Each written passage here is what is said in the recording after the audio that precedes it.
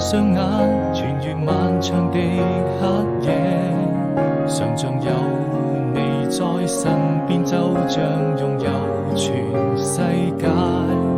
也許我們已經忘了時間，距離很遙遠。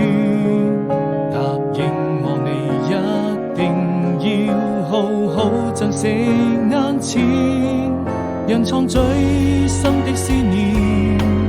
分開以後不需再見，每一天都是人片。那些愛過的人依然會出現。